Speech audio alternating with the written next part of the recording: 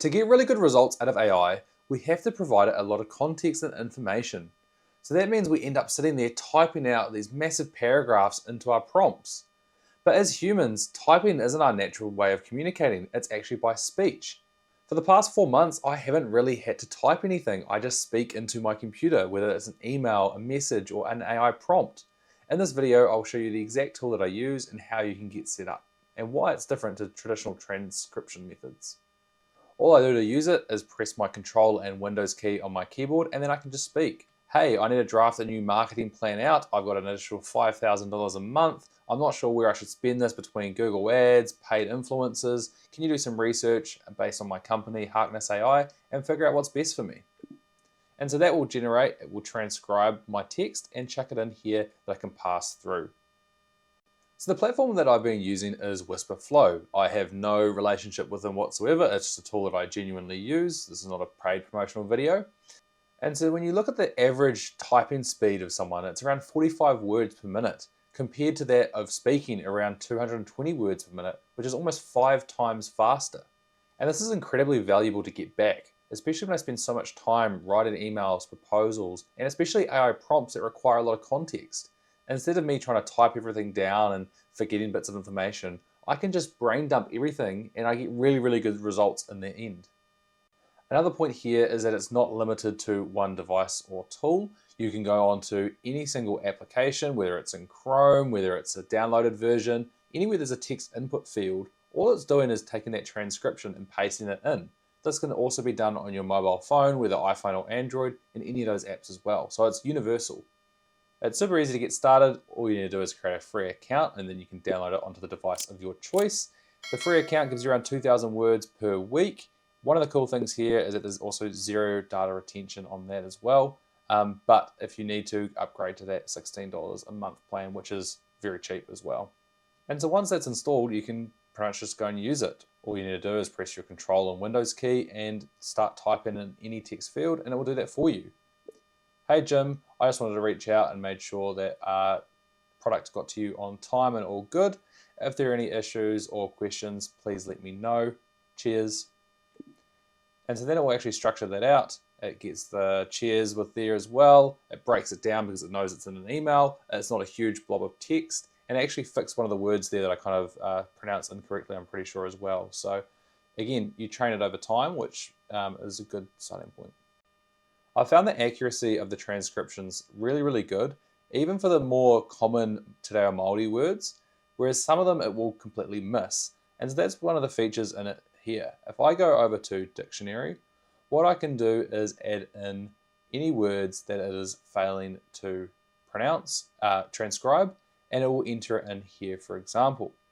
One of the ones is DigiCore, one of the products we built out. It was kept transcribing it as DigiCore, and then we changed it to DigiCore there as well. Zero is an interesting one where we had it. It's hard to know if I'm referencing zero or the number zero. All you need to do is if it's getting mistakes on there, we can go add new word, correct a misspelling.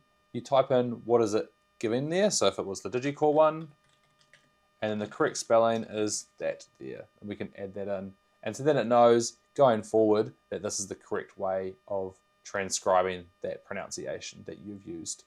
The little star by the word means that it actually learnt it automatically. So over time, the more and more you use it, it actually knows if you go back and make changes. So if I said zero, for example, and then I corrected the Z to an X, it actually learned over time that I was referring to Xero, the financial platform. Same as Spraydon when I was doing that for the suburb, and then the name here as well, Hamam.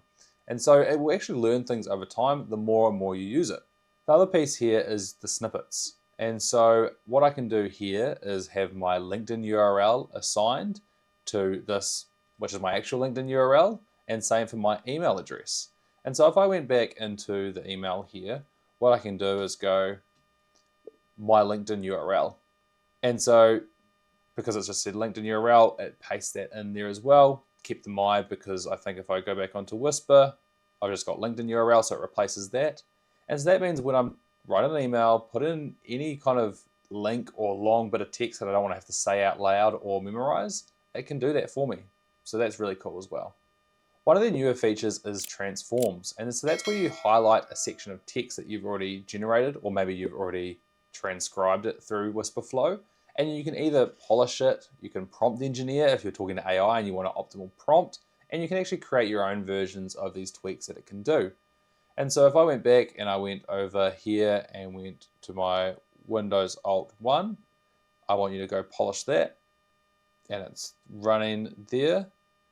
And so there we go, it polishes that up nicely, and now it says my LinkedIn there. You don't actually need to speak to it, it will just auto do that polish for you. There's a prompt behind the scenes, and it's structured that a lot nicer as well. And so if you've got huge blocks of text, you can kind of just highlight it and auto change it without having to take that into a different tool, copy and paste between them. It all does it within that one interface. Over time, you'll get your own style as well, but you can go into here and create your style based on your work messages, your emails, or auto cleanup as well. The last one I want to note is Notes, which is called Scratchpad. And so if you do Windows Alt S, a little notepad comes up that you can immediately talk into as well. And so then it saves all those notes in that quick taking rather than typing anything out as well. Communication is such an important skill. If we're spending all our time converting what's in our head into typing it out into notes, into emails, into documents, that's a lot of time wasted where we could be speaking that out and it will actually create those outputs for us. That's why a platform like Whisperflow has been so amazing for me, especially when we're using AI where it needs all that context and information to get really, really good results. I'm Blake, an AI engineer based in New Zealand that has helped over 15 businesses with AI transformation, delivering real results. If you are unsure where AI can actually fit into your business and overwhelmed with all the different tools out there, reach out to me for a free 30-minute chat. Cheers, see you later.